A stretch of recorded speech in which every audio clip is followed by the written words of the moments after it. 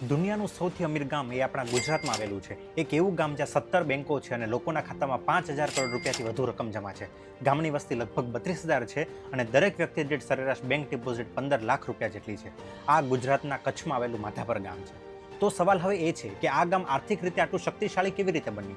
માધાપરની સંપત્તિનો સ્ત્રોત તેના જ લોકો છે. પેઢીઓ પહેલા પટેલ અને મિસ્ત્રી સમાજના ઘણા લોકો યુકે, આફ્રિકા અને યુએસએ જેવા દેશોમાં સ્થાયી થયા.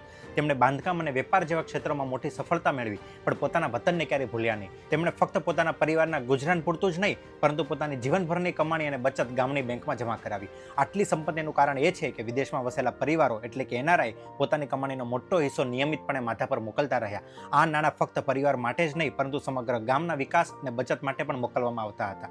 આ સામૂહિક પ્રયાસને વ્યવસ્થિત કરવા માટે 1968માં લંડનમાં માધાપર વિલેજ એસોસિએશનની સ્થાપના કરવામાં આવી, જેણે દુનિયાભરમાં ફેલાયેલા માધાપરવાસીઓને એકબીજા સાથે જોડી રાખ્યા અને ગામના વિકાસમાં મદદ કરી. તેમણે પોતાની વૈશ્વિક સફળતાનું રોકાણ વતનના એક સારા ભવિષ્ય માટે કર્યું. માધાપર ફક્ત બેંકમાં પડેલા પૈસાના કારણે જ સૌથી અમીર ગામ નથી, તે એકતા અને સમુદાયની શક્તિનું સૌથી ઉત્તમ ઉદાહરણ છે.